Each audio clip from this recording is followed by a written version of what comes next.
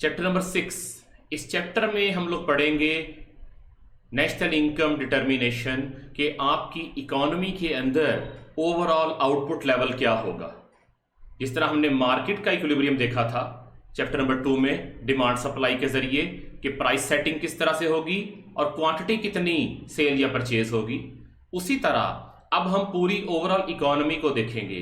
तो यहां हम डिमांड को नहीं देखेंगे, एग्रीगेट डिमांड को देखेंगे। Aggregate demand means total demand. इसी तरह हम सप्लाई को नहीं देखेंगे, एग्रीगेट सप्लाई को देखेंगे कि ओवरऑल आपकी इकोनॉमी के अंदर सप्लाई कितनी है, और फिर इन दोनों को मिक्स करके हम लोग मैक्रो इकोनॉमिक इक्विलिब्रियम को डिटरमिन करेंगे। तो पहले हम पढ़ते हैं एग्रीगेट डिमांड, फिर देखते हैं एग्रीगेट सप्लाई और फिर इन दोनों का इक्विलिब्रियम। तो what is aggregate demand? The total amount of goods and services demanded within an economy at a given overall price level and in a given time period is referred to as aggregate demand. Simply किसी खास कीमत पे आपकी economy के अंदर जितनी goods और services demand होंगी, यानी कि कितनी वैल्यू की गुड्स और सर्विसेज परचेज होंगी, that is called aggregate demand. अब डिमांड करता कौन है? आपके सारे इकोनॉमिक एजेंट्स गुड्स और सर्विसेज डिमांड करते हैं। कौन कौन से इकोनॉमिक एजेंट्स हैं? कंज्यूमर्स हैं, यानी कि हाउस होल्ड्स, वो अपने घरों के लिए चीजें डिमांड करेंगे। प्रोड्यूसर्स हैं, ये फर्म्स वाले, वो इन्वेस्ट करने के लिए डिमांड करेंगे। गवर्नमेंट है, वो गवर्नमेंट प्रोजेक्ट्स के लिए चीजें डिमांड करेगी।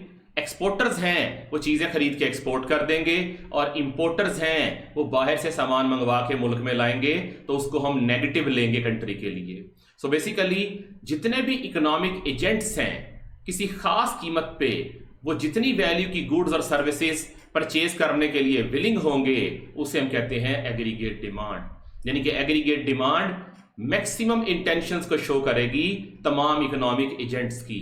ये तमाम इकोनॉमिक एजेंट्स के आखिरी लेवल को शो करेगी कि किसी खास कीमत पे तमाम इकोनॉमिक एजेंट्स कितनी वैल्यू की गुड्स और सर्विसेज परचेज करने के लिए विलिंग हैं।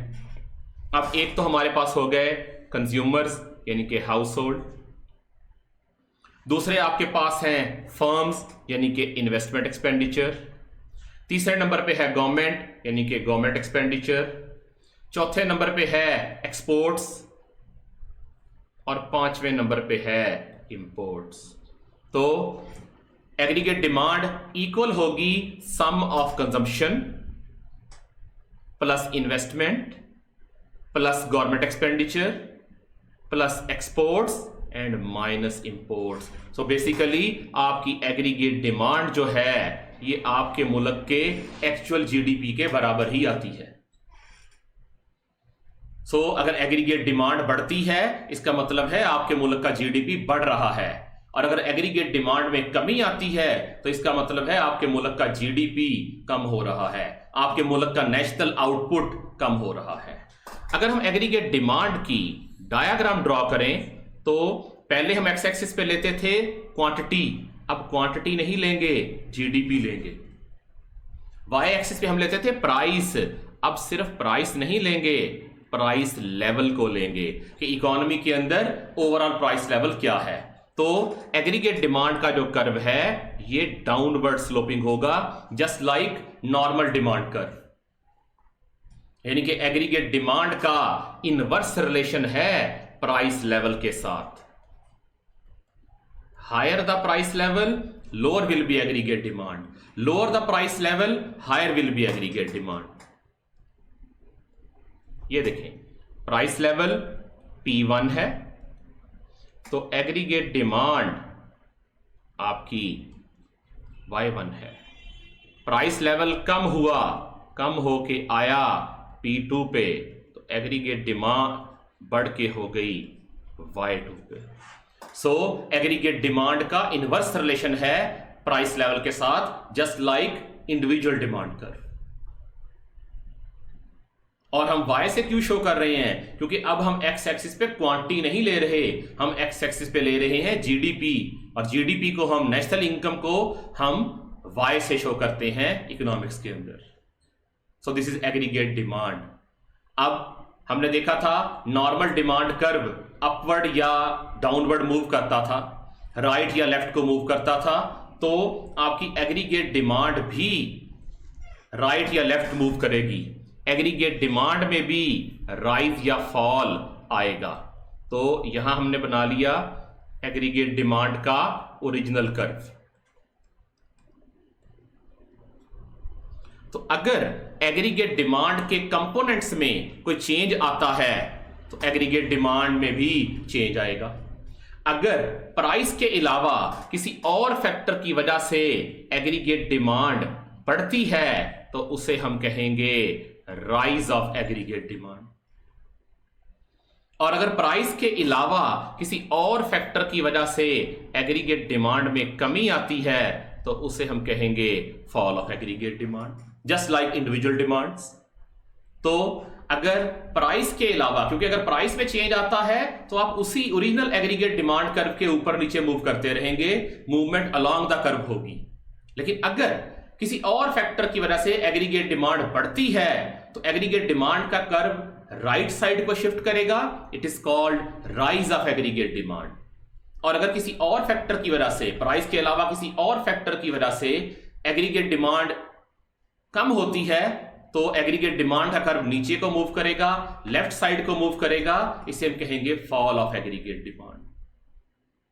अब एग्रीगेट डिमांड में चेंज किस वजह से आ सकती है? तो जो एग्रीगेट डिमांड के कंपोनेंट्स हैं जब उनमें चेंज आएगी तो अंडरस्टूड है एग्रीगेट डिमांड में भी चेंज आएगा।